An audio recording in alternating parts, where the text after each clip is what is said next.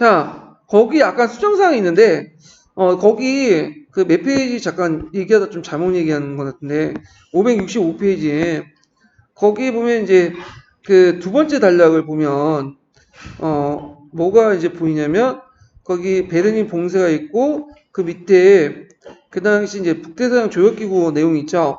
거기 국명에 보면 영국, 프랑스, 벨기에, 네덜란드, 루셈베르크 하다가 이거 뭐 좀 약간 이상한 글자들이 나와가지고 저 좀 당했는데 이탈리아하고 이게 서독자예요. 예, 서독. 가짜가 뭔가 했더니 캐나다야. 그러니까 노르웨이, 덴마크, 아이슬란드 12개 국가요. 예, 이렇게 치고 좀 호칭 바꿔주시고. 자, 그 다음에 이제 다시 넘어가서 중동과 이집트를 볼게요. 자, 이 중동 지역은 예전에 볼 필요 없었던 땅이죠.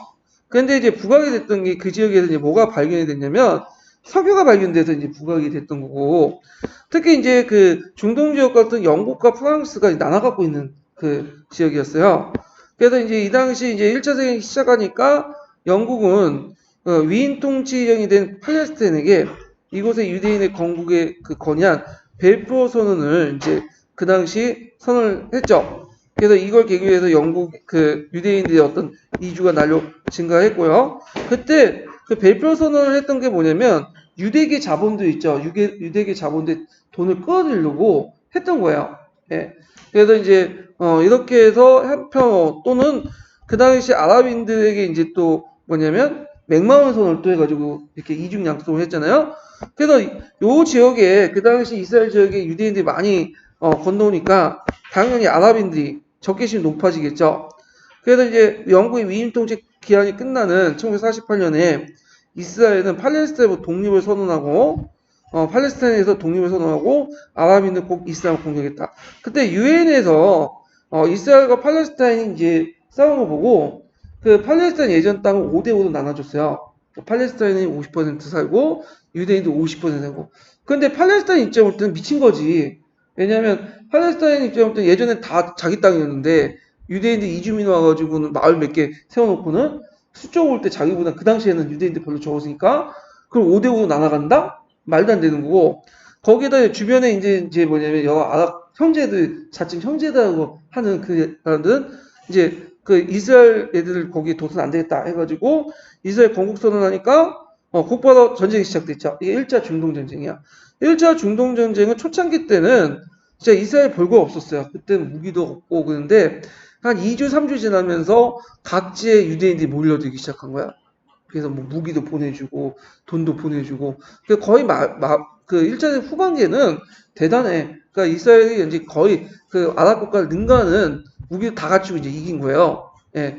그래서 이제 그 후에 이제 1차부터 해갖고 몇 차까지 4차까지 중동 전쟁이 일어나죠.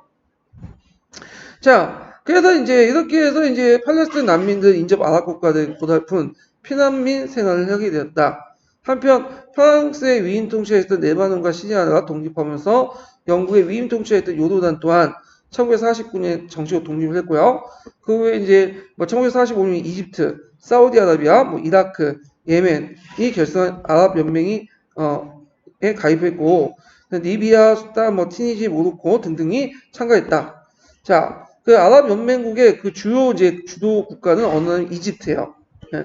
그래서 되게 보면 이제 중동 전쟁에서 2차, 3차, 4차 중동 전쟁 주도했던 국가가 이집트였어요. 그래서 이집트가 인구도 많고 또 소돔으로부터 많은 원조를 받아요. 그래갖고 이제 이스라엘 공격을 하죠. 자, 하여튼 이집트 안에서도 이제 정치적 변화가 일어나는데 그때 국왕이 쫓겨나고요. 그 당시 공화국이 수립됐는데 그때 이제 군인 출신이었던 누가 라세드가 이제 추대를 하죠. 이 사람은 이제 내정개혁과 더불어 대외적 강경 노선을 하게 되고 그 1956년에 수에즈를 국유화하게 돼요. 수에즈는 누가 가지고 있었죠? 영국이 가지고 있었는데 이걸 이제 일방적으로 국유화 시킨 거야.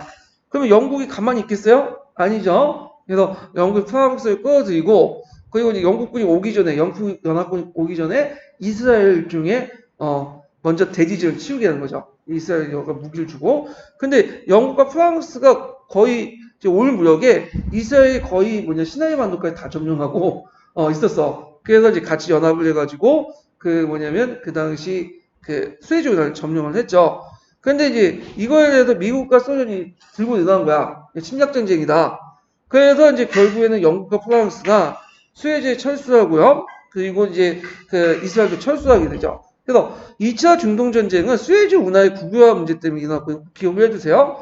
전쟁에서는 이겼어요. 영국과 프랑스와 이스라엘이. 그렇지만 전쟁에 이겼지만 일단 국제 어떤 역학관계상 결국에는 물러났다. 수에즈 운하에서. 그래서 수에즈 운하가 누가 따게 되는 이집트가 이제 갖게 되는 거예요. 자, 3차 중동 전쟁 볼게요. 3차 중동 전쟁 1967년 이집트가 이스라엘 홍해 출구인 에일리 항구를 공사하니까 이게 상당히 중요한 게 뭐냐면 여기 이스라엘 있죠. 여기 이스라엘 있는데 이스라엘이 이제 여기 보면 그 홍해가 있어요. 여기 홍해 연결하는 유일한 항구가 뭐냐면 에일리 항구야. 여길 봉쇄를 해버리면 여기 아시아 쪽으로 나가는 항구가 막히게 되는 거예요. 자, 봉쇄하니까 이스라엘이 이제 전격적으로 선제 공격을 하죠. 그래가지고 이스라엘이 이미 딱 작전 계획을 해놓고 이집트 비롯한 시리아, 요르단 이런 걸 다 공격을 해. 몇 주 만에 끝났냐? 몇 주 만도 아니고 6일 만에 끝났죠. 6일 전쟁이다 이거 6일 전쟁. 그래갖고 이집트에 비롯한 아랍 국가를 6일 만에 격파하려고 골란공원, 시나이도, 요르단 서안 지역을 회복하고 예루살렘 구시가지를 점령해요. 골란공원은 여기 시리아 쪽에 있는 거죠. 여기를 점령하고 그 다음에 시나이 반도 그 남쪽에 보면 이집트에 보면 이게 여기가 있어. 수에즈 운하 바로 앞에 반도가 있고요. 여기를 점령하고 그 다음에 이제 여기 그 요르단 서안 지역 웨스트 뱅크 지역이라고 하죠. 이 요르단의 거의 뭐냐면 그 총생산 50%를 차지하는 지역인데 이 지역을 장악하고 여기 중간에 예루살렘이 있어요. 예루살렘까지 장악해. 그러니까 이제 예전에 이스라엘 문제점이 뭐냐면 너무 영토가 적다 보니까 텔아비브 있죠. 텔아비브가 지금 그 이스라엘 수도잖아요. 텔아비브하고 요르단의 그 거리가 25km, 30km밖에 안 돼요. 그러니까 곧바로 이제 뭐냐면 공격받을 수 있는데 주변의 영역을 확보함으로써 뭐냐면 이제 방어망을 이제 만들어 놓은 거지. 이런 거 특징을 갖고 있다. 자, 그래서 이제 이렇게 적대 관계가 지속되는 가운데 제4차 중동전쟁이 일어났고요. 요때 4차 중동은 결과적으로 이스라엘이 이겼지만 이때 되게 힘들게 이겨요. 이스라엘이. 결국에 이제 이집트와 시리아를 패하기를 했고 그때 이제 아랍 사람들이 석유를 무기로 해갖고 석유 가격 급격하게 인상하고 이스라엘은 고립시키고 나중에 이제 이스라엘이 이제 이렇게 하니까 이제 미국의 어떤 조건을 이제 수용해 갖고 사다트하고 평화협정을 맺게 되죠. 그래서 정전에 뺏겼던 그 시나이 반도를 다 누구한테 줘요? 다시 이집트에 돌려주고요. 이렇게 이제 전쟁이 이제 마무리되게 되죠. 그렇지만 사다트는 이제 그 이스라엘과 이제 평화협정을 맺는 대가로 아랍 가격파에 암살돼. 그 예전에 이제 토전사에 보니까 대단하다. 그 암살도 어떻게 하냐면 그 당시 이제 우리나라 국군의 행사처럼 이렇게 막 그 군대들이 사열을 하고 있었어요. 근데 사열을 할 때 그 사열한 군인들이 총을 들고 갑자기 튀어나오더니 사다트에 기관총을 막 쏴대는 거야. 그래서 죽이더라고. 대단하다. 그 이집트는. 자, 하여튼 그렇게 해가지고 그렇게 이제 있고 레바논, 시리아, 요르단, 가자 및 요르단 국경 요르단강 서안지구 웨스트뱅크에 흩어졌던 팔레스타인 난민들은 1964년에 팔레스타인 해방기구 PLO를 조직하죠. 그래서 이스라엘 대응해서 게릴라전과 테러 행위를 전개했다. 그래서 3차 중동전쟁 때 6.1전쟁 결과 100만이 넘는 서안지구 웨스트뱅크 지역의 팔레스타인 난민은 이스라엘 직접적으로 점령하에 놓이게 됐고요.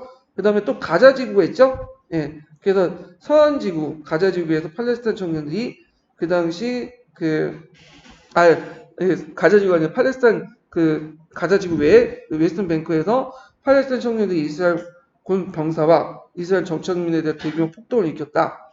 자, 이렇게 해갖고 이제 쭉 있는데 요거는 여기까지는 안 나올 것 같아요. 예. 그러니까 1차, 2차, 3차, 4차 전쟁 그 원인과 배경 가정들만 좀 기억을 해두시는 게 좋을 것 같아요. 자, 그 다음에 뭐 이렇게 했고 이제 이란으로 넘어가면 자 이란은 이제 예전에 파라비 왕조가 있었죠. 예, 파라비 왕조가 이란을 통치를 했었고 이 파라비 왕조는 친미 국가예요. 친미 국가. 친미 정책을 하죠. 그거에 이제 마음에 안 드는 이 시이트아 근데 시아파죠. 시아파의 망명지도 호메이니가 혁명을 일으키죠. 결국엔 1979년에 파라벨 왕조가 이제 쫓아나고 그 시아파가 등장하면서 이게 이제 이 호메이니는 반미 성향이 강하죠. 그래서 반미 정책을 하면서 미국과 다툼이 일어났다. 예. 그리고 이제 1980년 호메이니가 이제 집권하니까 이라크를 사담 후세인이 전쟁을 하죠. 그래서 그 당시 반미 정책을 한 호메이니를 견제하기 위해서 이라크 순위파죠. 그 당시에는 사담 후세인 정권은 그리고 미국이 지원을 해주고 7년 동안에 이란과 이라크의 전쟁이 나요. 예, 이 전쟁이. 자, 그 다음에 이제 90년대 이후에 이라크 후세인이 쿠웨이트를 진공해서 제1차 걸프 전쟁이 나왔고, 물러난 뒤에 제2차 걸프 전쟁이 나는데, 여기까지 우리가 이제 알 필요 없을 것 같아요. 예, 건너뛰고. 자, 그 다음에 이제 아프리카 같은 경우에도 그냥 관심 있는 분들은 보세요. 그냥. 예, 이런 게 있구나 하고, 이게 좀 보시면 될 것 같고, 그 다음에 쭉쭉 넘어가서,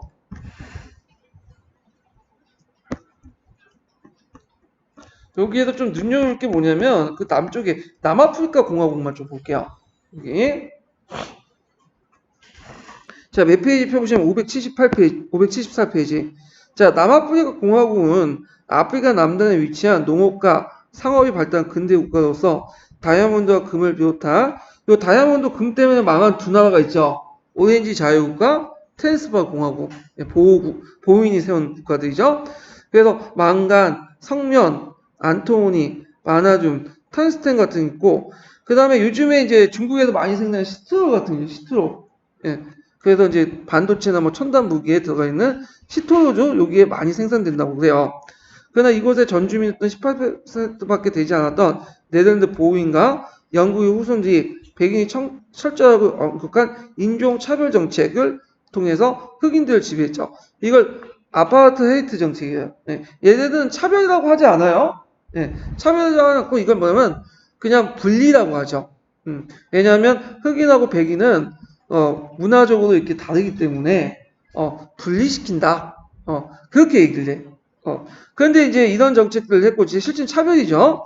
자, 남아공의 인종차별 정책, 흑인 주민의 격렬한 반항은 물론 유엔을 비롯한 전 세계 강한 비난을 받아왔으며 받았으나 철폐는 물론이요 좀처럼 누구지 않았다. 이 때문에 남아공이 여러 나라부터 뭐냐면 차별을 받게 돼요. 차별보다는 국교가 단절돼. 이 나라하고 이제 수교를 할 경우에는 이미지가 별로 안 좋다 보니까 그다음 미국과 소련도 다 버리고 하여튼 그렇게 돼요.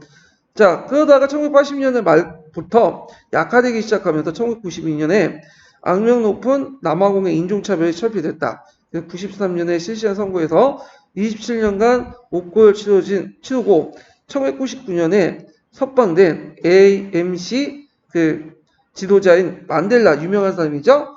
이 사람이 이제 대통령 선출되면서 새로운 출발을 했다. 그래갖고 이제 이거 좀 기억을 해두시면 되고 나머지는 그냥 그 각자 보세요. 여기 부분은 아프리카 부분은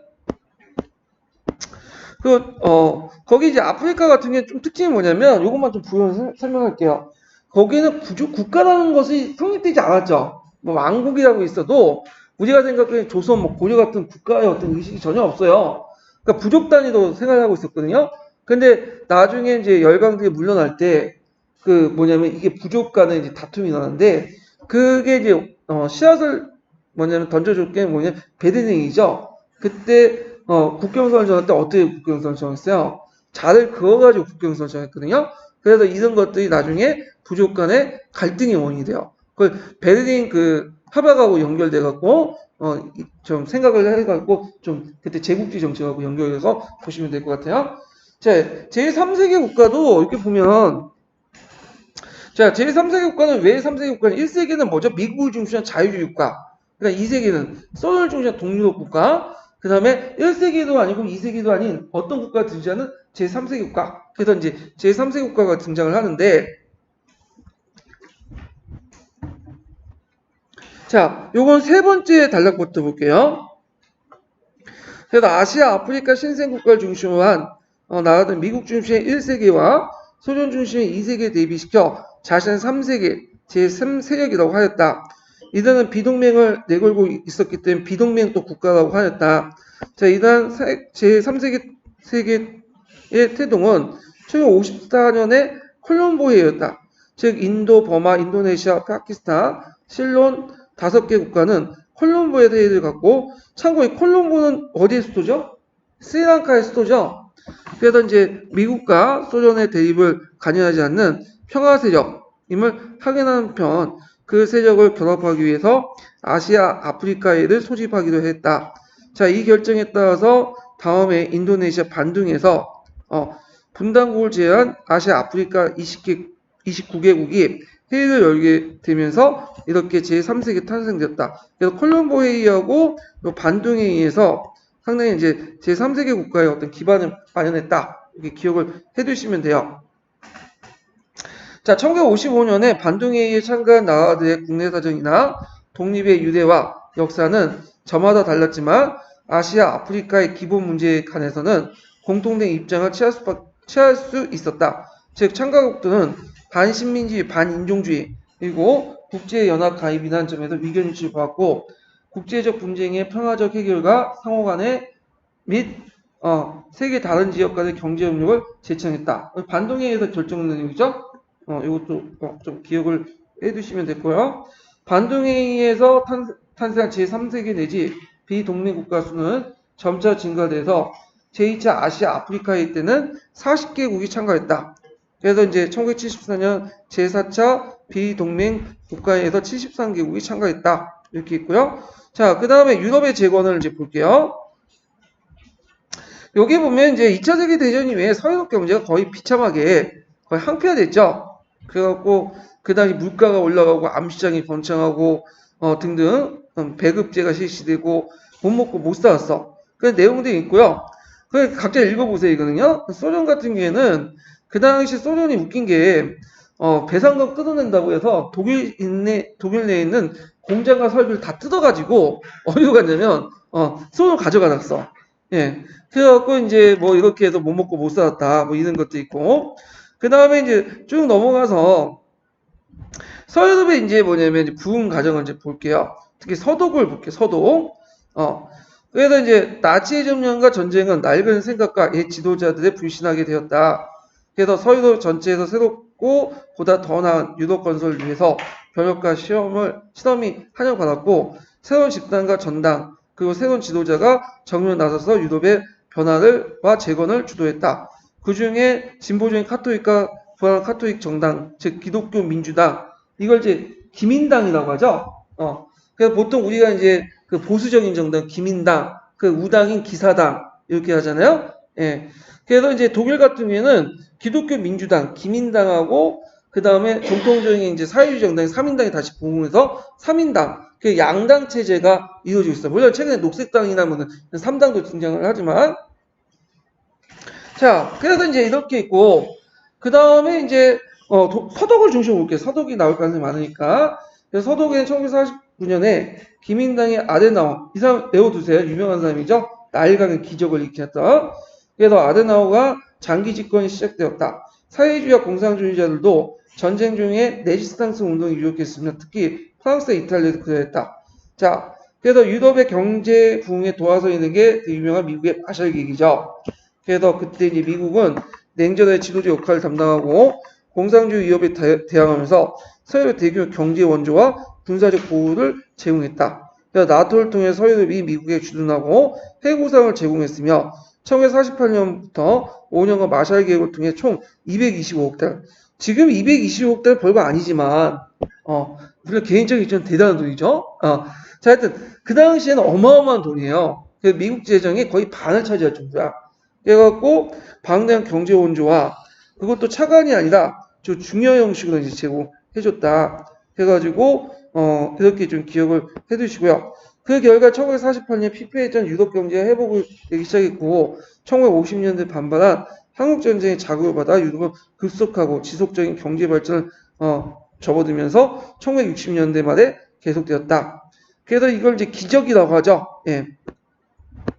그래서 이런 경제적 기조에는 뭐 때문에 미국의 원조가 상당히 으뜸이죠. 그래서 미국은 전쟁 종결 후 빠른 시기에 원조를 시작했고 유럽은 손상된 공장 수입에 필요한 설비를 미국으로부터 받고 필요할 새로운 특수한 공장 설비 지원을 받았다. 그리고 미국은 경제 원조의 최대 효과적 운영을 위해서 분배 조정과 협동을 요망했고 그 결과 유럽은 협동과 교육의 장애물을 빨리 제거해서 건전한 경제 수반 경제적 자유주의와 국제적 분업을 촉진시켰다. 그러니까 각국이 특화된 상품을 뭐냐면 집중을 생산돼서 뭐냐면 서로 교환하는 체제였죠. 근데 주요가 요때 유럽은 서유럽만 한 거야. 예, 이렇게 있고요. 자, 그래서 이 서유럽 국가는 이런 정책의 기본 바탕으로 해서 경제 성장을 했고, 그래서 이제 이렇게 해서 특히 독일과 프랑스가 그 상당히 경제 발전이 빨랐죠. 그런 것들. 자, 독일의 경제장관이었던 에르하트는 지도하에서 나치 시대의 완전 통제 경제를 폐기하고요. 히틀러 시대의 강건한 사회복지만 그대로 유지한 채 새로운 시장 경제 체제를 전환했다. 그러니까 사회 경제 그 복지망은 독일이 예전부터 발달된 거예요. 그 예전부터 뭐 비스마르크, 히틀러, 독일 복지했고 이제 국가 사회주의, 가부장적인 어떤 옹중주의 이걸 바탕으로 형성됐던 거죠. 그걸 그대로 유지한 채 새로운 시장경제 체제를 이제 전환했다. 에르하트는 먼저 화폐교육을 다루는 독일의 마르크화를 안정시키고 1948년 식량 배급과 가격 통제를 폐지해서 이윤의 비약적인 증대를 도모했으며 기업가 하여금 고용 증대와 생산 증가를 시도했다. 그 결과 1950년대 독일은 병행한 경제, 완전 고용, 강력한 화폐, 안전된 가격을 유지하고 이른바 나일강의 기적을 이뤘다. 이때 주역은 독일은 지금은 그냥 통일된 독일이죠. 이거는 정확히 말하면 뭐죠? 소득이에요. 예. 자, 프랑스 같은 경우에는 그 새로운 종류의 계획경제를 이뤘다. 장 모네의 지도 아래 뭐 성립된 계획경제위원회는 그 대은행과 보험회사, 공공시설, 탄광, 르노자동차 회사에 국유하였고 프랑스의 경제적 야심적으로 유통성 있게 목표를 설정했다. 르노자동차는 어디서 많이 들어왔죠? 르노 상성. 원래 삼성자동차가 있었어요. 그래서 그 삼성자동차가 이제 이건희가 만들려고 이제 했다가 IMF 때 파산이 됐잖아요. 그래갖고 그걸 르노자동차가 이제 인수를 했어. 그래서 르노 삼성이라고 했죠. 그래서 이제 있는데 이제 삼성이 이제 하도 유명하니까 그 친구 그대로 쓰고 있는데 프랑스 회사예요. 그 르노자동차가. 하여튼 마샬 계획의 원조금과 국유화된 은행으로 하여금 기간 사업을 집중 투자하는 편 위원회와 정부 관료는 사기업을 장려하고 크게 생각을 경고하면서 원래 신주와 프랑스 기업들이 이에 호응했고 새로운 시설과 근대적 공장을 대대적 투자가 이루어졌다. 프랑스의 이와 같이 융통성 있는 유연한 계획과 국가 및 사경제 혼합으로 유례없는 급속한 경제 발전을 취했다. 그래서 이렇게 해서 독일과 프랑스의 경제 발전을 좀 얘기를 해봤고요.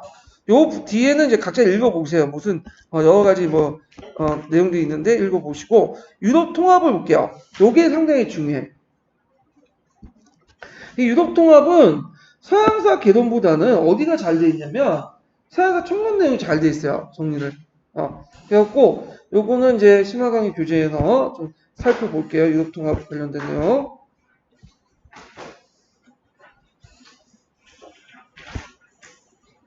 자, 678페이지 보세요.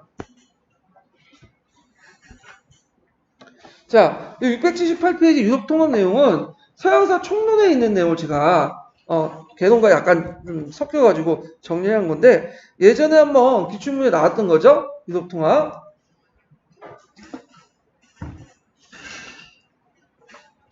자, 역사적 배경은 중세 민족 이동, 민족 이동이죠. 자, 중세 민족 이동의 계기로 게르만 민족이 유럽 국가의 민족적 기반을 이뤘으며 기독교 문화를 바탕으로 유럽 공동체 문화를 형성했죠. 그래서 프랑크 왕국 중시 기독교가 수용되고 이것이 신성 로마 제국에 들어가죠. 그래서 프랑크 왕국, 신성 로마 제국이 유럽 통합의 어떤 역사적 바탕이 되는 거야. 예. 그래서 그 중심 인물이 누구냐면 카를 대제죠. 예. 그래서 20세기 2차 세계대전을 겪으면서 서유국까지 예전에 패권을 장악했지만 이제 미국과 소련이 밀리게 되잖아요. 예. 그래서 나름대로 이제 뭐냐면 가치관과 문화를 공유한 소속감을 가지면서 그들 공동 대응할 필요가 있었다. 이렇게 좀 기억을 해두시면 되고 갑자기 오늘날 같이 유럽 통합이 갑자기 나는 게 아니라 점진적으로 일어났어. 이게 보면 첫 번째는 유럽 평의예요. 지금도 이거 유럽 평의가 있어요. 예. 그래도 이제 헤이그 평의회를 만들어서 철치화된 유럽 평의회 형성을 결정을 했고요. 그래서 그 구성을 보면 스트라스부르에 본부를 두고 유럽 장관회의와 자문총회를 대표를 파견하고 그래서 활동을 정기조 스트레스부에서 파업을 갖고 전반적인 정책을 수립하고 회원국의 불만사항을 조정하고요. 한일 노래 같은 것들을 평의의 지정국을 설치하고 회기를 유럽 전역 공공 건물이나 개인채 달게 하고 그렇지만 회원국의 구속력을 가지지 못하고 대개 국가 주권을 그냥 그대로 둔 채 상징적 통합을 하려고 한 거야. 상징적 의미가 강한 하다 그 조직이 유독 평의회고요. 자, 그러면 본격적으로 통합이 언제 됐냐면 ECSC, 그러니까 유럽 설탕 철강 공동체, 이거 꼭 기억을 해두세요. 그 당시에 이제 설탕과 철강은 오늘날만 전략 물자였어요. 예. 그런데 이제 문제는 설탕과 철강이 프랑스에서는 철강이 많이 생산되고, 그 다음에 독일에는 석탄이 많이 생산됐어. 그러면 서로 간에 교환을 하면 상당히 효율적이겠죠. 이거 석탄과 철강은 뭐냐 군수물자로 이렇게 사용될 가능성이 있잖아요. 그래서 통제할 필요가 있었던 거야 각국이. 그래갖고 이제 결성 배경을 보면 자 프랑스 경제학자였던 슈만과 외무장관 모네가 유럽 통화에 진전이 없자 시원 통화 가능한 곳부터 하자 해서 했는데 특히 이제 프랑스와 독일이 자원 분배를 둘러싸고 석탄과 철강을 둘러싸고 대립이 있었죠. 그래서 공동으로 자원의 활용에 필요성이 부각이 됐고요. 그리고 또 군수물자와 관련된 석탄과 철강의 공동 관리 필요성이 느끼게 돼요.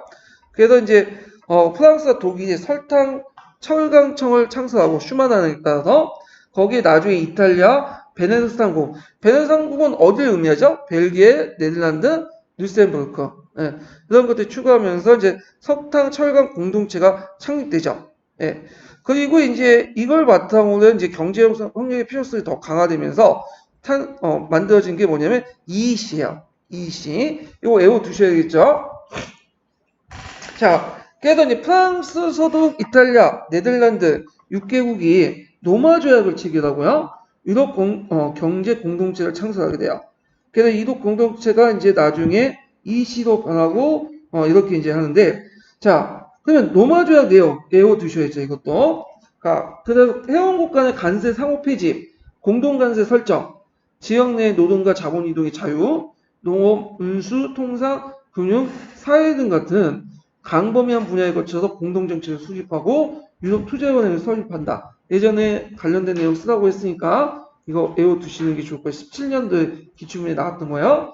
자, 그 다음에 이제 이 시가 만들어질 때 부분에 이제 뭐가 만들어지면 유럽 자유무역 협의체가 만들어졌어요. 그래서 이제 여기는 누가 중심이냐? 영국이 중심이야. 영국이. 앞에서는 누가 중심이죠? 프랑스와 독일이 중심이고. 영국은 좀 약간 좀 따라놓으려고 하는 경향이 있어. 좀 프랑스와 독일하고 좀 대항해서. 그래서 유럽 대륙의 예속 및 연령방 유대를 이해하는 원하던 영국이 주도해서 이제 결성이 됐고, 그래서 영국, 그러니까 앞에서 이제 EC에 참여하지 않았던 나라들 있죠? 스웨덴, 노르웨이, 덴마크, 오스트리아, 스위스, 포르투갈이죠. 그래서 상대적 비중이 좀 영국 외에는 떨어진 나라들이에요. 그래서 이제 회원국 간의 상호관계의 어떤 자유무역을 촉진하는 대신에 공동관세 부과하지 않다. 이런 어떤 이제 주요 내용이고요. 자, 그래서 관세협정까지는 아니고 자유무역 촉진 정도? 요 정도 이제 했다고 보시면 돼요. 그러다가 이제 유럽 공동체의 통합인데 앞에서 이제 EEC 있죠? EEC와 그 다음에 그 자유무역 협의체 영국 중심에 요거 결합이 된 것이 유럽 공동체야. 그래서 유럽 공동체 만들어지고 아까 이제 자유무역 협의체에 들어가 있던 나라들도 이제 추가로 이제 가입이 되죠. 그래서 여기 보면 이제 행정본부는 통상 업무를 이 시총회에서 두고 브뤼셀에 설치하죠. 브뤼셀은 어디의 수도죠? 네, 벨기에의 수도죠. 그래서 각국이 임명한 한 명의 대표가 구성된 집행위원회 지시를 받고요. 평의에서 전원일치회보다는 다수결을 원칙에 정책을 결정했다. 경제활동을 보면 모든 관세가 EC 안에서 폐지되고요. 네, 한율기구가 설립되고 농업보조금 지급이 일부 허용됐다. 이것도 외워두셔야겠죠? EC 관련된 내용 그 활동 쓰라고 하면 쓰시면 될 것 같고 자, 유럽연합 과정은 EC에서 나중에 EU도 바뀌잖아요. 그 과정을 보면 그 기반이 됐던 것이 단일 유럽법이에요. 이거 예전에 기출 예문에 한번 언급됐었어. 물어볼 수가 있어. 그래서 이제 물품, 서비스, 노동력, 자본의 이동에 관한 어떤 제한도 1992년까지 유럽 공동체에서 폐지한 선언하고 국경 제지선이 사라지고요. 회원국들의 모든 시민이 유럽 공동체 여권을 소지하고 은행 계좌 개설 및 대출, 의료 혜택, 면허와 대학 학위 인증도 이 시의 모든 국가들이 가능하다. 그래서 국가 규제만한 행위를 추구했다. 그러니까 다양성을 인정해야 되지만 언간 중요한 것들은 국가 차원에서 유독 국가 차원에서 뭐냐 국가 정도의 어떤 그 영향력을 가진 그런 그 이시가 들어와서 단일 유독법을 만들어가지고 국가적인 차원에서 규제를 하기 시작한 거예요. 예. 그래서 이렇게 이제 있고요. 마스트리트 조약인데 이거 외워두셔야죠. 예전에 시험 문제 나왔던 거니까 1992년에 만들어졌던 체결된 조약이죠. 이 시의 명칭이 뭘로 바뀌었죠? 오늘 EU로 변경했고 유럽의 권한이 확대되고요. 대외 정책이 조절되고 공동 유럽을 같이 사용해요. 근데 EU에 있는 나라에서 다 유로 사용했던 게 아니에요. 그래서 영국, 덴마크, 스웨덴은 단일 통화 사용했어요. 특히 영국 같은 파운드 있죠. 파운드를 계속 사용했어요. 자, 이게 이제 17년의 기초에 관련된 거고, 결국에는 이제 유럽연합이 이제 성립되면서 뒤에 오스트리아, 핀란드, 스웨덴이 이제 추가로 가입됐다가, 나중에 이제 2016년도에 그 유명한 영국이 브렉시트를 하죠. 그래서 탈퇴를 하는데, 지금 뭐 많이 막 빅딜 하고 스몰 딜 하고 해서 지네끼리 노딜 하면서 막 왔다 갔다 하잖아요. 언제 공식적으로 이제 탈퇴를 했는지 모르겠는데, 지금 탈퇴 준비 작업을 하고 있어요. 예. 영국 같은 경우에는 좀 약간 특이한 나라. 얘네들은 그 유럽에 있으면서 자기 유럽이라고 생각 안 해요. 예, 영국인이라고 생각하고 아직까지도 좀 가대망상이 있죠. 예전에 대영 제국의 영광, 이런 것도 있기 때문에 좀 자존심이 강하고. 자, 그래도 이제 유럽 연합의 의미를 보면 역사적으로 오랜 유럽인의 문화적 정체성에다 이상의 편이었다. 이렇게 이제 보시면 될 것 같아요. 자, 그러면 서양사 개론에 관련된 내용을 볼게요. 서유분 전후로 경제적 기적과 같은 부흥을 성취했을 뿐만 아니라 정치적으로 크게 발전했다. 1차 세계대전 이후에 민주주의 발전은 실질적인 발전과 형식적 확대로 혼합되어 나갔으며 2차 세계대전 후에는 실질의 발전과 확대도 이루어졌다. 프랑스, 소독, 이탈리아는 민주주의 공화국이 제공됐고 벨기에, 네덜란드, 노르웨이는 민주주의 입헌군주제가 복구되었다. 이 모든 국가는 민주주의 정부가 혼을 내리면서 발전했으며 서독에는 미국이나 영국의 경우처럼 양당제가 발전됐고 프랑스, 이탈리아는 다당제였으나 중간 노선을 포방하는 기독교 민주당과 사회주의 정당이 정치를 주도했다. 자, 여기까지 쭉 있고요. 상황적 배경을 좀 설명한 거고 그 밑에 이제 유럽 연합 관련된 과정을 좀 볼게요. 마지막 단락을 볼게요. 자, 이렇게 1950년 프랑스의 슈만의 제의에 따라서 석탄과 강철의 공동 생산과 공동 판매를 한 기구의 ECSC에서 이제 등장을 했죠. 그래서 프랑스, 소독, 이탈리아, 벨기에가 네덜란드, 루셈부르크 6개국의 참가로 발족되었다. 그 결과 6개국의 상호 무관세로 석탄과 강철이 유통이 되었고 프랑스와 독일이 난제였던 짜드 문제가 소독으로 기속되면서 해결됐다. 이 짜드는 그 당시 뭐가 많이 생산되는 곳이냐면 석탄부터 해서 철강성 이런 것들이 많이 생산돼. 공업지역이죠. 이 지역이. 자, 이단 성공의 힘입어 ECSC는 6개국은 1957년 로마 조약, 로마 조약로 유럽 원자력 공동체, 그다음 유럽 경제 공동체 이걸 줄여서 EEC라고 하죠. 자, 새로 출범시켰다. 그래서 그 유럽 공동체, 원자력 공동체에서는 에너지 안정된 공급과 원자력 공동 연구 및 개발 목적으로 삼았고 EEC는 회원국 간의 모든 간섭을 점진적으로 철폐하고 노동과 자본의 자유 이동을 가능케 함으로써 거대한 자유무역지대를 형성하는 것으로서 유럽의 공동시장을 불렸다. EEC의 발전은 통합을 위한 획기적인 전진으로서 유럽 공동시장은 1960년 독자적 외교 노선을 추구했던 프랑스의 드골 대통령이 1963년, 67년에 부흥을 거쳐 영국의 가입을 거부하여 좌절을 걷기는 했으나 총체적인 큰 성과를 거뒀고요. 경제적 통합을 위한 거대한 척가로웠던 EEC는 그에 보다 더 넓은 통합된 유럽 공동체 EC로 발전됐죠. 이때 EC는 종전에 참여하지 않았던 영국이 참여를 했어요. 이때는. 그래서 이제 그 회원국도 조금 전에 6개국 외에도 영국, 아일랜드, 덴마크, 그리스, 에스파냐, 포르투갈 이런 것들이 참가해서 12개국 불어났고요. 1991년에 이 시의 지도자들은 네덜란드 마스트리트에서 이제 회합을 갖고 통화의 당이나 공동방위 및 공동 외교 정책의 추구 등을 합의했다. 그래서 이 시는 유럽으로 확대 개편이 됐다. 이렇게 기억을 해두시면 돼요. 자, 식민지 상실을 보죠. 2차 세계대전 이후에 유럽 열강 등 그 아시아, 아프리카에 있는 식민지화를 많이 상실했어. 예. 그래서 이제 그걸 대체적으로 했지만 이미 이제 시대적 추세는 탈식민지화죠. 그래서 결국에는 실패를 했어요. 그래서 프랑스 같은 경우에는 그 이제 2차 세계 끝나고 나서 그 당시 예전에 이제 그 식민지 이전에 그러니까 2차 세계 이전으로 돌아가서 식민지 회복하자. 고토 회복 정책 이런 거 비슷해갖고 이제 베트남 가서 한번 깨졌고 또 들어가서 그러다가 또 알제리 가서 이제 한번 하다가 거기에서 이제 뭐냐면 깨지고 들어왔죠. 그래서 결국은 독립을 시키잖아요. 예. 자, 이런 이제 해가지고 이제 있고 뒤에 넘어가서 그래서 여기 탈식민지화 정책도 있으니까 한번 쭉 읽어보세요. 거기에 이제 있고 거기에 좀 약간 눈여볼 게 프랑스인데 다음 장 넘어가면 자, 영국은 점진적인 탈식민지화 정책으로 식민지 독립을 허용했어. 되게 영국은 되게 합리적인 나라야, 내가 봐도. 예.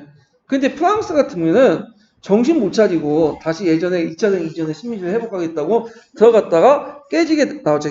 대표적인 베트남과 알제리인데, 불령 인도차이나에서 이제 프랑스군이 호치민이 연도하는 신생 베트남 공화국과 10년 동안 싸웠죠. 이게 이제 뭐냐면 제1차 인도차이나 반도 전쟁. 인도차이나 전쟁이에요. 제2차는 미국하고 싸운 거고 그때 뭐냐면 DMBF 전투에서 크게 패하게 돼요.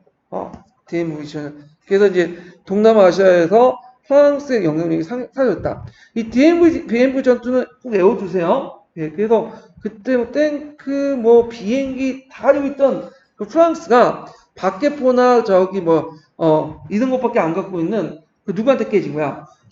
베트민한테 깨진 거죠. 그 베트남. 그 공화국한테 깨지게 된 거죠.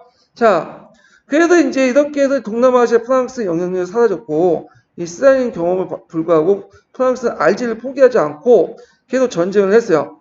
예. 그때 이제 알제리에 뭘 파견했냐면 외인 부대를 파견했어요. 프랑스 외인 부대 되게 유명하죠. 예. 이거 얘네들 용병이에요. 용병 집단인데 이 외인 부대 프랑스 외인 부대 특징은 뭐냐면 각오를 묻지 않는다는 거야. 전혀. 그래서 그때 이제 그 나치 전범들이 여기 많이 들어왔어. 예전 독일군. 그래서 이제 알제리 와가지고는 그 독립운동이 나니까 진압을 하는데 적당히 진압을 했는데 그게 아니라 와가지고 너무 무자비하게 진압한 거야. 그래갖고 그 외인 부대들 보면 진압할 때 그 예전에 했던 참수형을 좀 많이 했어요. 목을 잘라가지고 그 사진을 찍어가지고 이거 올리고 그래. 그러니까 이제 국제적으로 안 좋죠. 그러니까 이제 너무 이제 저항이 심하니까 심지어는 포기를 했어요. 드골 대통령이 이제 독립시킨. 근데 이거에 대해 외인 부대가 반발을 했어요. 그래서 안에 쿠데타를 일으킨 거야. 그 알제리에서. 결국엔 프랑스가 정규사단을 파견해갖고 진압을 했던 거죠. 예. 그래서 하여튼 뭐 이렇게 해서 독립을 했고, 그때 이제 그 또 프랑스가 또 잘못된 정책을 했던 게 뭐냐면, 그 다음에 프랑스가 전후 복구 사업을 하면서 그 알제리인 있죠. 그 프랑스가 예전에 그 알제리부터 그 아프리카인들, 자기 식민지인들을 대규모 데리고 왔어. 노동력을 싸운다고. 그래갖고 얘네들이 이제 와갖고 이제 했는데 그 얘네들이 이제 끝나고 나서 전후 복구 사업이 끝나고 나서 그냥 눌려 앉게 된 거죠. 그러다 보니까 이제 프랑스가 이제 후에 인종 갈등 문제 이렇게 생기게 된 거야. 자, 하여튼 이런 것도 있었다. 이렇게 기억을 해 두시면 될 것 같고요. 그 다음에 저는 이제 미국과 캐나다를 볼게요. 자, 여기 이제 시험 문제 많이 나오는데 저는 이제 미국 대통령 정책인데 요거 좀 기억을 할 필요 있어갖고 강의 교재에서 좀 정리를 해봤어요. 해볼게요. 네. 예전에 그 관련된 이제 시험 문제가 좀 많이 나왔거든요. 미국 대통령 관련된 내용이. 자, 미국을 보죠. 일단 그 트루먼 도트리 해갖고 이제 공상 세력의 학대 저지 선언을 했죠. 아까 지금 얘기했죠. 그리스와 터키를 지원하여 공산주의 세력 학대를 저지하려고 했다. 미국의 정책은 무장을 하고 있는 소수 공산당 세력과 이를 지원하고 세계 정복을 핵취하고 있는 나라에 정한 자유국가를 지원하는 것이다. 이게 트루먼 독트린인데 요 관련된 사료가 되게 중요해요. 그래서 시험 문제는 안 나왔지만 나올 가능성이 많아. 왜? 수능에 자주 나오거든요. 자, 그래도 이제 경제적 그 정책적 아셜프란을 제공했다는 거 아까 처음에 얘기를 했죠. 그 다음에 군사적 기구로서 이제 북대서양 조약기구 지금 있죠. 나토. 미국과 서유 간의 어떤 집단 안보 체제를 만들었고요. 그 다음에 미국의 대통령 중 유명한 사람이 케너디 대통령이야. 케너디. 예. 이 사람 민주당 출신이죠. 존슨하고. 그래서 이제 이 사람이 뉴플티언 전투기 있어요. 뉴플티언 전칙인데 플런티어는 이제 개척지를 뭐냐면 개척하는 정신, 새로운 개척지를 이제 개척을 하자. 그래서 뉴플티언 해갖고 미국 내 어떤 혁신운동 이런 것들을 불러일으켰고요.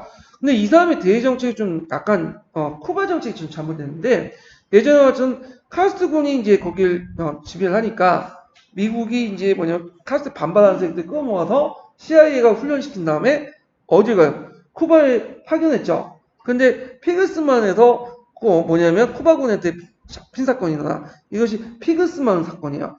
그러니까 미국이 이제 처음에는 우리는 아니다. 모르는 애다. 그러면서 이제 발을 빼려고 했는데 이미 뭐냐면 관련 증거 다 나타나니까 어쩔 수 없이 뭐냐면 인정한 사건.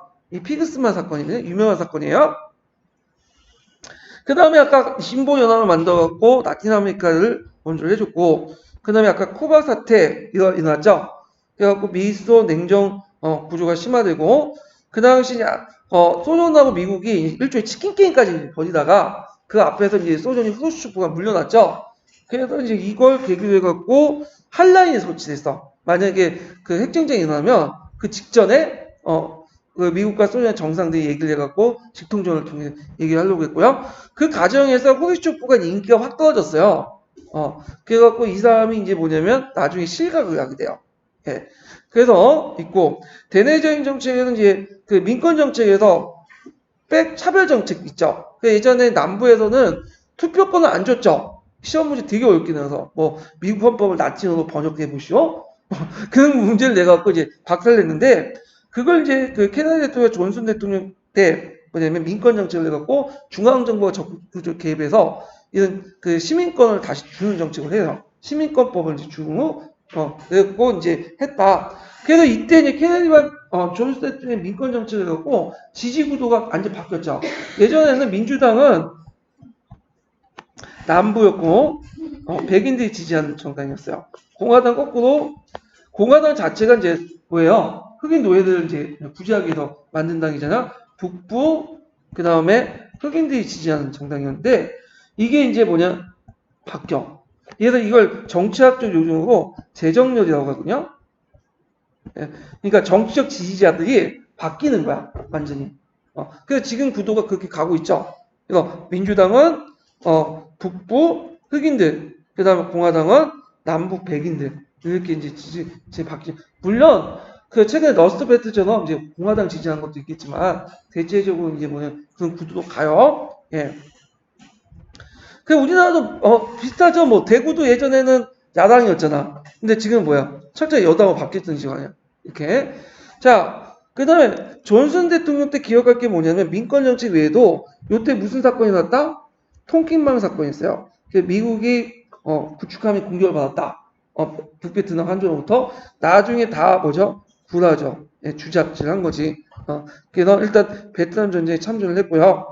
왜 이렇게 했냐면 그 당시 그 미국이 도움을 주려도 이게 이상한 식으로 꼬인 게 뭐냐면 남베트남에 누구하고 싸운 거야? 베트콩하고 싸운 거야. 그러니까 북베트남 정식 군대하고 싸운 게 아니에요.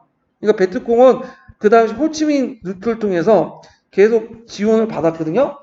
그러니까 이제 미국이 쫄 땐 얘들 격파하기 위해서는 누굴 공격할 수밖에 없어요. 북부 베트남 공격할 수밖에 없어. 그러면 뭔가 명분이 있어야 될 거 아니야.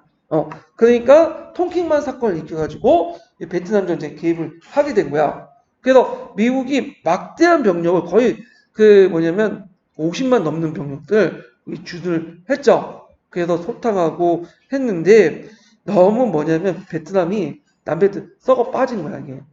하여튼 자 그래가지고 이때 이제 있고 닉슨 대통령 정책을 볼게요. 자 닉슨 독트린 발표했죠. 이거 외워두시고 그다음 중국 간의 관계 개선을 했고, 그렇지만 이 사람이 워터게이트 사건이 있겠죠. 그래서 민주당 당사 도청 사건이 있나. 그래서 그때 이제 민주당 당사에 도청을 했는데 처음에는 닉슨 대통령이 부인했어. 그러니까 아니다, 난 모르겠다. 근데 나중에 증거가 등장하니까 그때 이제 뭐냐면 그 의회에서 이 닉슨 대통령을 탄핵을 하겠다고 했죠. 근데 이제 분명한 게 박근혜는 끝까지 개겼죠. 그래서 지금 어디 있어요? 감옥도 가 있잖아요. 닉슨 대통령은 그냥 탄핵을 받으니까 물려놨어요. 자기 스스로. 탄핵을 면했어. 그래서 참고 미국에서는 탄핵받은 해서 물러난 사람이 없어요. 예, 탄핵받고 곧바로 그냥 사임하거나 뭐냐면 링컨 대통령처럼 총살당하거나 그래서 이제 나간 거죠. 그래서 보통 이 사건을 뭐라고 하냐면 워터게이트 사건이라고 해요. 게이트라는 거는 뭐냐 권력형 사건이라고 하죠. 보통 그때 이제 게이트라고 이제 붙이는데 자 그래서 이제 이렇게 했고 그러면 이제 한번 읽어볼게요.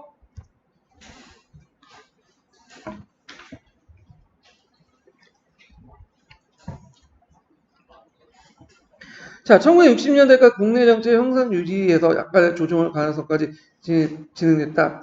트루먼 시대의 사회보장 혜택이 증대되어 주택건설에 대한 보조금 지급이 됐고 최저 임금도 인상되었다. 그래서 이제 1960년대 케네디 대통령이 뉴 프론티언 정책을 내걸고 이거 꼭 기억을 해주세요. 미국의 새로운 활력을 불어넣는 듯이 보였지만 여러분들 암살당했죠. 그래서 지금 그 암살병의 배우가 누군지도 모르고 이 사람이 풀려났을까 그런 거야 아마 암살범이. 그래서 하여튼 그는 쿠바에 미사일 기지를 설치하려고 했던 소련 시도를 좌절시켰고 오랫동안 미국 사회에 어렵게 보였던 인종 문제를 해결하는 데 착수하여 했으나 암살로 성과를 거두지 못했고요. 그래도 이제 이런 것도 있고 1954년에 대법원 흑인 옹호단체에서 NAHCP에서 1954년 대법원에서 학교교육 분리는 부당하다고 판결을 얻은 바 있다. 그래서 이때 남부에서 이제 했던 논리가 뭐냐면 똑같아.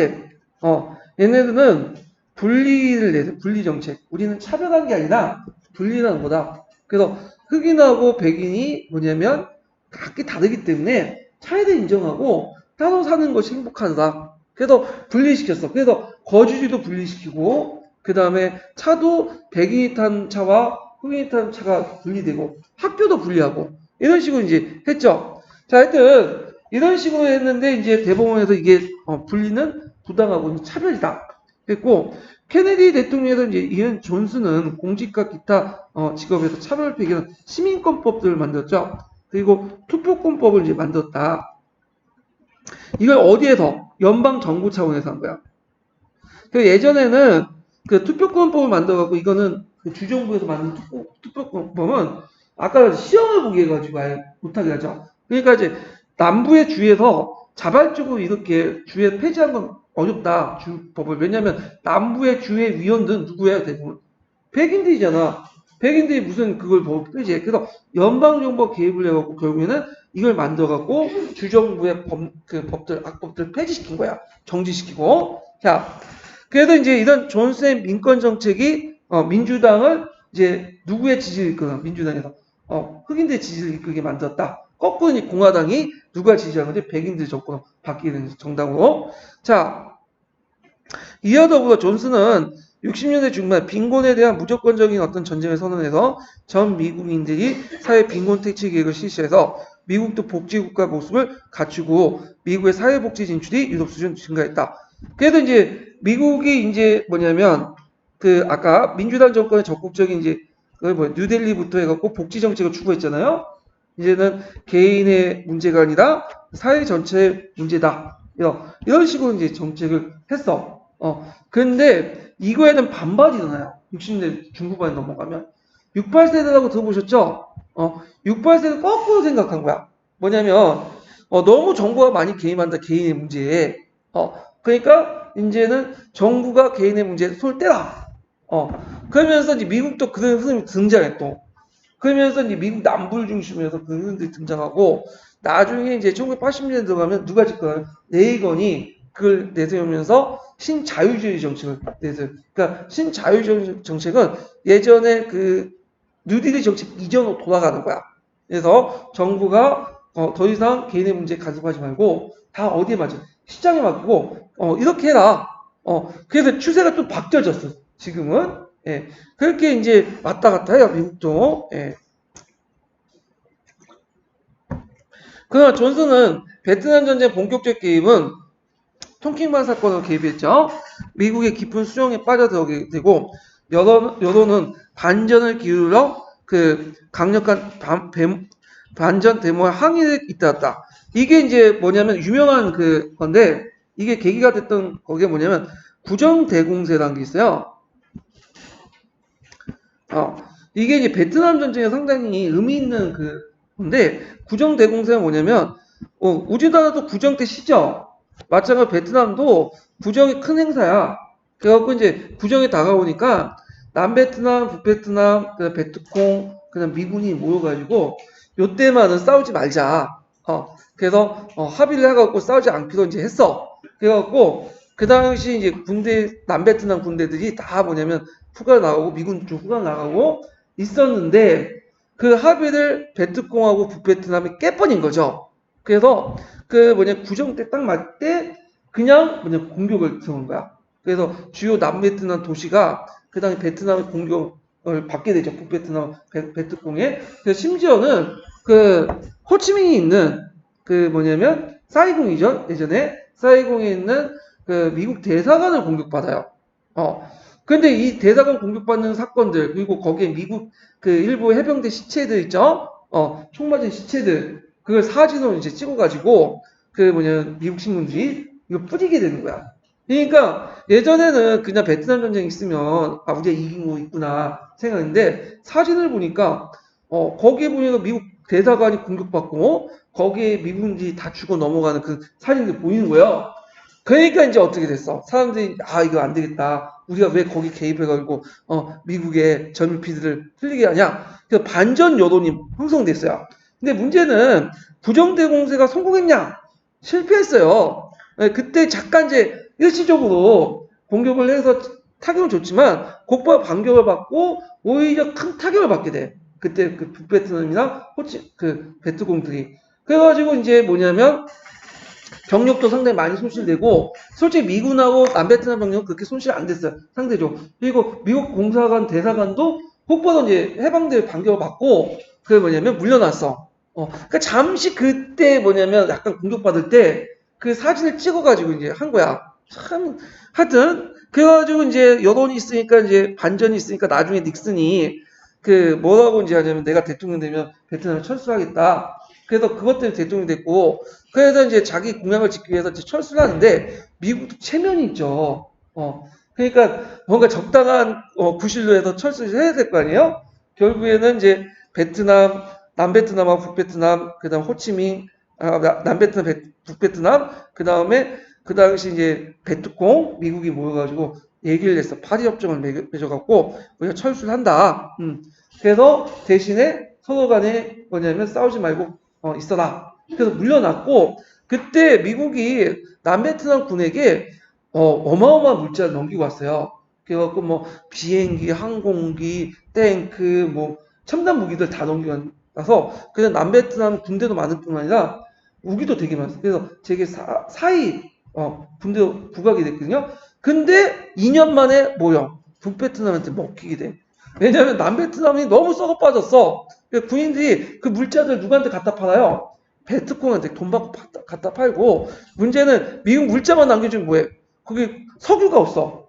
거기다가 이제 탱크 돌리는 석유인데 그 군인들이 이제 하려면 이제 탱크나 장갑차 움직이려면 부품 같은 게 있어야 되잖아. 근데 미국 공급을 안 해줘요. 그러다 보니까 2년 만에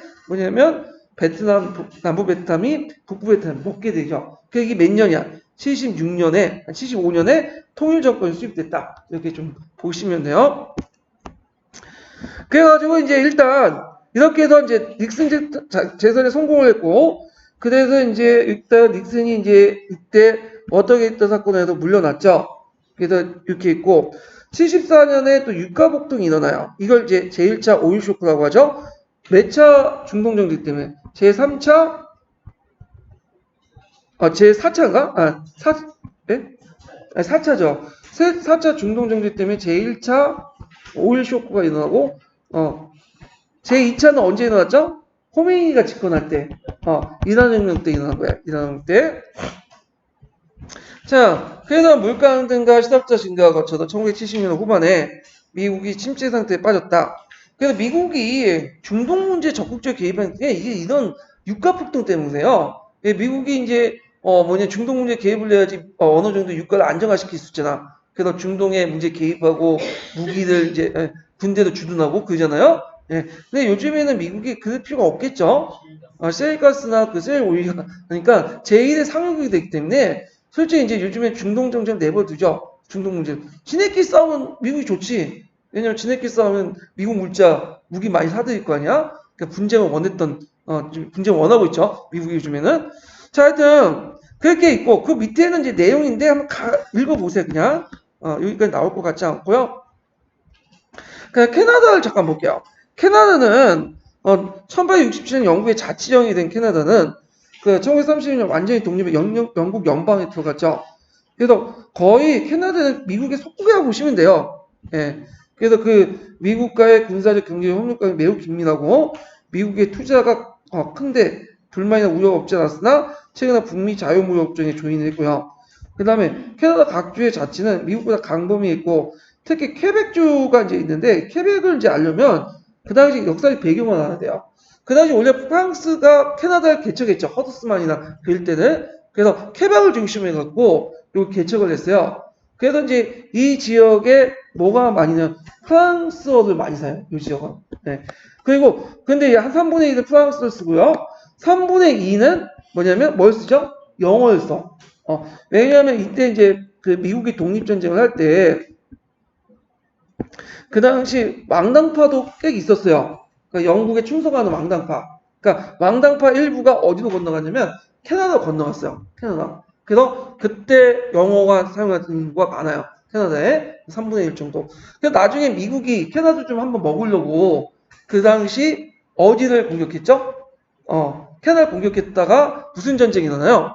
미영 전쟁이 일어나잖아요. 예전에 그 기억나세요? 19세기 초반에. 그래서 미국이 그때 이제 캐나다를 공격하면 그 뭐냐면 거기에 있는 사람들도 영국인도 다 예전에 미국인이었고 그 다음에 프랑스인도 우리를 도와줄 거고 그리고 그 영국이 지금 나폴레옹 전쟁을 하고 있으니까 뭐 함대까지 우리 파견하겠냐 그래서 캐나다를 공격했다가 오히려 깨지고 들어왔잖아요. 예. 자 하여튼 그래서 이제 캐나다는 프랑스하고 영어를 같이 사용하고 있어요. 지금 자 라틴 아메리카인데 이 라틴 아메리카는 상당히 복잡하죠. 인종적으로.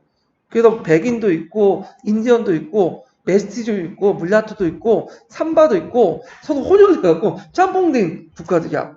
그리고 대개 보면 미국의 지배를 많이 받고 있고 그래서 이제 여기 이제 경제적으로 상당히 양극화가 심하고 그런 이제 나라가 라틴 아메리카인데 그래서 그 밑에는 이제 각자 읽어보시고요. 볼 건 없어요. 라틴 아메리카에서는. 그래서 쭉 넘어가시고 거기 이제 쭉쭉 넘어가서 다음 페이지 넘어갈게요. 네. 소련과 이제 동유럽 보죠. 여기에서 이제 좀 눈여봐야 돼. 소련과 동유럽. 그래서 이제 그 소련의 정책 부분을 이제 볼게요. 소련의 정치도 이제 뭐냐면 후르츠초프하고 그 다음에 고르바초프 개혁 예전에 시험 문제 나왔죠. 그래서 되게 중요한데 자 스탈린이 죽고 나서 스탈린이 1953년인가요? 네. 그렇게 우리나라 한국전쟁 끝난 것도 이제 스탈린 죽음하고 관련돼 있죠. 그러다가 이제 지네끼리 권력 다툼 하다가 누가 등장하냐면 후르츠초프가 등장하고 그 다음에 보요제네프가 등장하고 그 다음에 고르바초프가 이렇게 등장을 하게 돼요.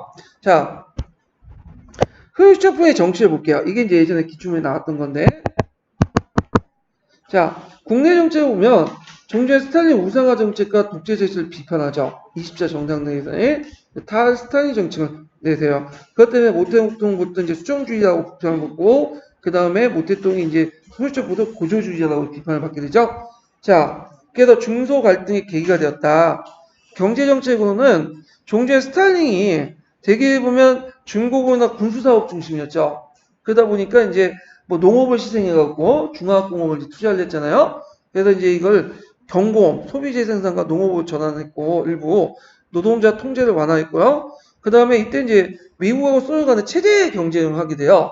그때 제일 중요한 게 인공위성을 누가 먼저 발사할 것이냐. 그래서 최초의 인공위성을 발사했죠. 이게 스푸트닉 5죠. 네. 그래서 이제 미국이 그걸 충격을 받은 거야. 그래서 교육제도가 완전 바뀌죠. 그래서 진보주의 교육관에서 바뀌어서 여러분 알다시피 무슨 교육관을 바꿨죠? 저기 진보주의에서 학문 중심 교육관이 이렇게 바뀌고 그러잖아요. 예, 저도 교육학 배운 지가 10몇 년이 넘어가지고 깜빡깜빡해.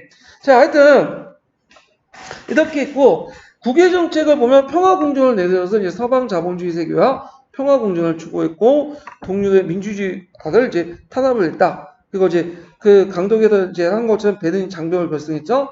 서방 세력들이 베를린 철수를 요구하면서 동독이 베를린 장벽을 건설하게 됐다. 이렇게 있고요.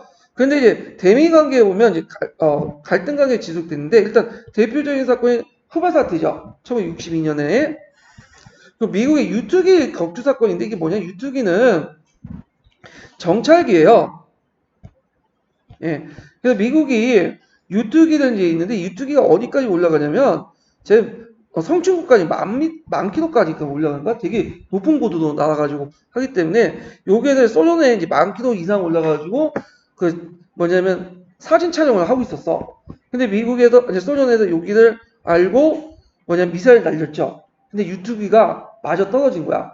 근데 유투기가 이제 할 때 폭발됐으면 이제 뭐냐면 미국도 우리가 안 했다고 손을 뗄 텐데 그때 이제 폭발되면서 그때 조종사가 따져 나왔죠. 얘가 포로 잡히게 돼요. 딱 보니까 신원조사하니까 미군이야. 그러니까 완전히 오리발도 이제 뭐냐면 내밀지 못하죠. 그래서 이제 협상을 했다가 나중에 소독에서 이제 소련 고정간첩이 잡히게 돼. 그래서 유투기 조종사하고 소련 고정간첩하고 바꾸게 되죠. 그래서 이제 끝나게 되는데 하여튼 이런 갈등 사건이 일어났다. 그리고 제3세계 국가들과 적극적인 교류 정책을 했다. 이렇게 좀 기억을 해주시면 돼요. 참고 후르쇼프는 러시아 사람이 아니에요. 이 사람은 우크라이나 사람이죠. 스탈린은 조지아 쪽이고 그래서 이 후르쇼프가 자기 그 고향에 뭔가 선물을 줄 필요가 있어갖고 크림반도 있죠. 이 크림반도를 우크라이나 행정부에 갖다 붙여줬어. 그때 당시에는 큰 문제가 안 생겼던 거야. 왜냐면 크림반도 러시아에는 많이 생겨도 뭐 우크라이나 갖다 붙이나 러시아 공화국에 갖다 붙이나 다 똑같은 소련 영방의 영토죠. 그런데 이제 나중에 소련 영방이 해체되고 나서 우크라이나 독립하고 나서 크림반도도 누구도 들어간 거야. 우크라이나 땅으로 넘어간 거야. 그러니까 이제 크림반도에 있는 러시아인들은 불만이 있을 수밖에 없겠죠. 그러다 나중에 이제 거기에서 이제 그 소련을 러시아 지원받고 독립을 하게 되고 지금 아마 소련 쪽 러시아 쪽 들어갔죠. 원래는 러시아 땅이에요, 그 땅이.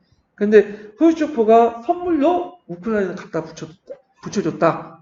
그래서 상식적으로 알아두시고 그 다음에 그 후르쇼프는 왜 몰락했다고 했죠? 쿠바 사태 때 이제 1962년에 타협을 러시아 그 소련 군부에 공격을 받게 돼. 결국 물려났고 그 다음에 등장했던 사람이 누구냐면 브레즈네프예요. 이 사람이 또 유명한 제한 주권론을 내세우죠. 이거 꼭 외워두세요.